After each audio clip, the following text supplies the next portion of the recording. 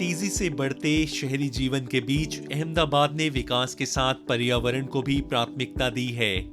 गुजरात सरकार ने एएमटीएस के तहत 225 नई एसी इलेक्ट्रिक बसें सड़कों पर उतारी हैं।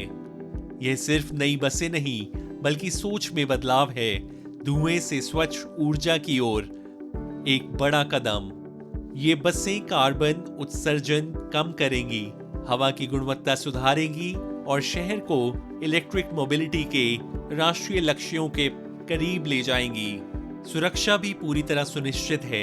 एसओएस बटन, उन्नत GPS tracking, anti hacking, digital system और आधुनिक निगरानी सुविधाओं के साथ अहमदाबाद अब देश के उन अग्रणी शहरों में शामिल है जहां सफर होगा हरा भरा, स्मार्ट और सुरक्षित।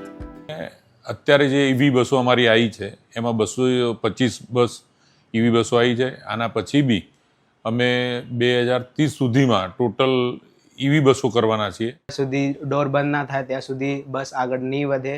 આમાં એસીના બહુ સારા ફીચર્સ છે, જેમ કે હવે ગરમી આવવાની છે તો જે પેસેન્જરને બહુ સારો ફાયદો થવાનો છે. અને આ બસનું જે મારું એક્સપિરિયન્સ છે એ બહુ સારું છે.